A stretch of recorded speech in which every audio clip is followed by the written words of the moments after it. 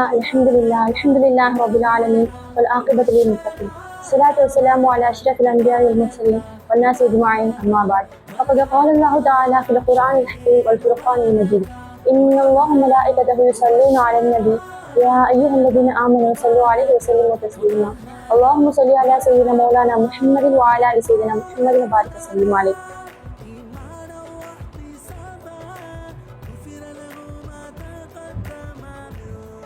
அல்லாஹ்வுக்கே புகழ் அனைத்தும். இன்னும் எம்பெருமானார் முஹம்மது நபி ஸல்லல்லாஹு அலைஹி வஸல்லம் அவர்கள் மீதும், அவர்களை பின்பற்றி வாழ்ந்த சஹாபாக்கள் மீதும், சத்திய சஹாபாக்கள் மீதும், தாபீன்கள் மீதும், தாபீன்கள் மீதும், ஷுஹதாக்கள் மீதும், இன்னும் உங்கள் மீதும், என் மீதும் அல்லாஹ்வின் சாந்தியும் சமாதானமும் என்றென்றும் நிகழட்டுமாக. ஆமீன்.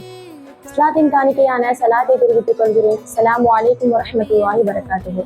இன்று நான் உங்கள் முன் பேச எடுத்துக்கொண்ட தலைப்பு அன்னி ஆயிஷா ரலியல்லாஹு தஆலா அன்ஹா.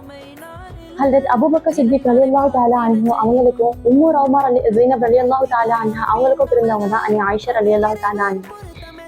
நபித்துவம் கிடைத்து 12ஆம் ஆண்டுல இவங்களுக்கும் நபி ஸல்லல்லாஹு அலைஹி வஸல்லம் அவங்களுக்கும் திருமணமாகப்பட்டுச்சு. இவங்களுக்கு 9 வயது இருக்கும் போதே இவங்க கணவர் வீட்டுக்கு அனுப்பி வைக்கப்பட்டாங்க. இன்னும் நபி ஸல்லல்லாஹு அலைஹி வஸல்லம் அவங்களோட மனைவிமார்களான உம்மஹாத்துல் முஃமினீன்களிலே இவங்க ஒருத்தவங்களுக்கு தான் முஸ்லிமான தாய் தந்தை. இன்னும் இவங்க தான் கன்னி பெண்ணா இருந்தாங்க. இந்த சிறப்பு வேற யாருக்கும் கிடையாது. இன்னும் கல்வியிலையும் சிறந்தவங்களா இருந்தாங்க. நபி ஸல்லல்லாஹு அலைஹி வஸல்லம்க்கு ரொம்ப பிரியமான ஒரு மனைவியாகவும் இருந்தாங்க. நபி ஸல்லல்லாஹு அலைஹி வஸல்லம் இவங்களோட இடத்துல இருக்கிறதுக்கு பிரியப்பட்டாங்க. இன்னும் இவங்க இடத்துல இருக்கும்போது தான் சஹாபாக்களும் அன்பளிப்புகளையும் பரிசுகளையும் அனுப்பி வச்சாங்க. இதை கண்ட மற்ற மனைவிமார்கள்லாம் அன்னை ஃபாத்திமா ரலியல்லாஹு தஆலா அன்ஹா அவங்க கிட்ட முறையிடும் போது இது குறித்து அவங்க நபி ஸல்லல்லாஹு அலைஹி வஸல்லம் அவங்க கிட்ட கேட்டப்போ, யா ஃபாத்திமாவே, நான் நேசிக்கின்ற ஒன்றை நீ நேசிக்க மாட்டாயா என்று நபி ஸல்லல்லாஹு அலைஹி வஸல்லம் கேட்டாங்க. நிச்சயமாக தந்தையே, நான் நேசிப்பேன்னு அவங்க சொல்ல, அப்போ நீ ஆயிஷாவை நேசி என்று நபி ஸல்லல்லாஹு அலைஹி வஸல்லம் பதிலுரைத்தாங்க. இதுலேருந்தே அவங்க எந்த அளவுக்கு அவங்கள நேசிச்சாங்க, இன்னும் அவங்களுக்கு எந்த அளவுக்கு நபி ஸல்லல்லாஹு அலைஹி வஸல்லம் இடத்துல கண்ணியமும் இருந்துச்சுங்கிறத பார்க்க முடியுது. இன்னும் ஒரு முறை நபி ஸல்லல்லாஹு அலைஹி வஸல்லம் அவங்களுக்கு தொடர்ந்து 3 இரவுகள் ஒரு கனவு வந்துச்சு. அதில் ஒரு வானவர் வெண்பட்டிலான ஒரு பொண்ணை இது உங்கள் மனைவின்னு கொண்டு வந்து நிறுத்தினாங்க. அதை தொடர்ந்து பார்க்கும்போது அன்னை ஆயிஷா ரலியல்லாஹு தஆலா அன்ஹா அவங்களுடைய உருவமாக இருந்துச்சு. இதை பார்த்தோன்னே நபி ஸல்லல்லாஹு அலைஹி வஸல்லம் அவங்க இது அல்லாஹ்வுடைய நாட்டமாக இருப்பின் இது நடக்கட்டும்னு சொன்னாங்க. அதே போலயே அவங்க 2 பேத்துக்கும் திருமணமும் ஆக்கப்பட்டுச்சு.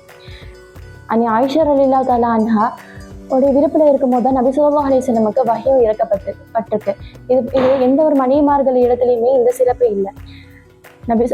அன்னை ஆயிஷா ரலியல்லாஹு தஆலா அன்ஹா அவங்க கல்வியில சிறந்தவங்களா இருந்தாங்க. பெரிய பெரிய மார்க்க அறிஞர்கள்லாம் இவங்களுக்கு திரைக்கு அந்த பக்கமா உட்காந்து கத்துக்கிட்டவங்க தான் இருந்தாங்க. இஸ்லாத்துல ஏதாச்சும் ஒரு பெரிய சிக்கலான குழப்பம் எழுந்துச்சுன்னா அதை ஆயிஷா ரலியல்லாஹு தஆலா அன்ஹா அவங்க கிட்ட வந்து தீர்த்துக்கிறவங்களா இருந்தாங்க. இன்னும் ஒழு செய்ய தண்ணி இல்லாதப்போ தைமம் செஞ்சுக்கலாங்கிற அந்த சட்டம் வந்ததே இவங்களுடைய சம்பவத்தின் காரணமாக தான். ஒரு முறை நபி ஸல்லல்லாஹு அலைஹி வஸல்லம் அவங்களுடன் ஒரு பிரயாணத்துக்கு சென்றாங்க. அப்போ இவங்க அவங்க சகோதரியோடைய மாலையை தொலைச்சிட்டாங்க. அதை தேட போன சஹாபாக்கள் தொழுகை நேரம் வந்தோடனே ஒழு இன்றி தொழுதுட்டாங்க. இது குறித்து நபி ஸல்லல்லாஹு அலைஹி வஸல்லம் அவங்க இடத்துல கேட்டப்போ, அப்போ அந்த ஜிப்ரீல் அலைஹிஸ்ஸலாம் மூலமா அல்லாஹ் வஹி இறக்கினான், ஒழு செய்ய தண்ணீர் இன்றியும் தைமம் செஞ்சுக்கலாம். இதை கேட்ட சஹாபாக்கள் மிக்க மகிழ்ச்சி அடைந்தாங்க. காரணம், அது கடும் பாலைவனமாக இருந்தனால சரியான நேரத்துல ஒழு செய்ய தண்ணி கிடைக்காது. இந்த தைமமின் சட்டம் அவங்களுக்கு ரொம்பவும் உதவியா இருந்துச்சு. இதை கண்டு சஹாபாக்கள் மிக்க மகிழ்ச்சி அடைந்து அன்னை ஆயிஷா ரலியல்லாஹு தஆலா அன்ஹாவை நோக்கி, உங்களுக்கு ஏதாச்சும் ஒரு காரியம் நடந்துச்சுன்னா அது மூலியமா இந்த உம்மத்துக்கு ஏதாச்சும் ஒரு சிறப்பு நடக்குது, அதுவும் இல்லாம அதுல அல்லாஹ் பரக்கத்தும் செஞ்சிடறான்னு சொன்னாங்க. இன்னும் இவங்களுக்கும் நபி ஸல்லல்லாஹு அலைஹி வஸல்லம் அவங்க மீது உள்ள அன்பை சோதிக்கும் விதமா அல்லாஹ் இவங்களுக்கு ஒரு சோதனை கொடுத்தான். அதுதான் அவங்க மேல பரப்பப்பட்ட ஒரு அவதூறாகும். அப்போ கூட அல்லாஹ் தஆலா இவங்களுக்கு ஆறுதல் அளிக்கும் விதமாக குர்ஆன்லயே ஒரு வசனத்தை இறக்கினா, ஃபஸ்பிர் சப்ரன் ஜமீலான்னு.